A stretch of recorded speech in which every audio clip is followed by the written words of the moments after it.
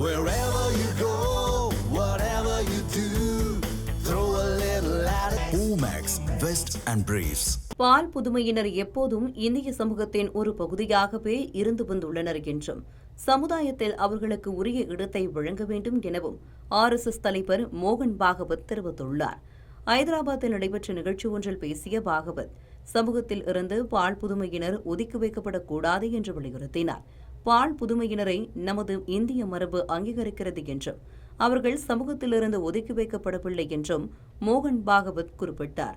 மத மரபுகளை சுட்டிக்காட்டிய அவர், பால் புதுமை சமூகத்திற்கென தனித்தனி தெய்வங்கள், வழிபாட்டு தலங்கள், கும்பமேளாவில் பங்கேற்கும் ஆன்மீக தலைவர்கள் இருப்பதை சுட்டிக்காட்டினார். மோகன் பாகவத் இதற்கு முன்பும் இதுபோன்ற கருத்துக்களை தெரிவித்துள்ளார்.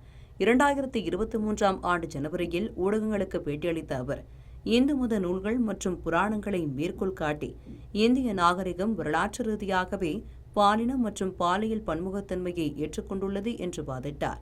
முன்னதாக அக்டோபர் 2019 நடைபெற்ற புத்தக வெளியீட்டு விழா ஒன்றில் பேசிய RSS தலைவர் மோகன் பாகவத், காலத்திற்கேற்ப சமூகம் பரிணாம வளர்ச்சி அடைய வேண்டும் என்று வலியுறுத்தியிருந்தது குறிப்பிடத்தக்கது. தமிழ் ஜனம் சேனலை சப்ஸ்கிரைப் பண்ணாம பார்த்துட்டு இருந்தீங்கன்னா மறக்காம சப்ஸ்கிரைப் பண்ணிடுங்க.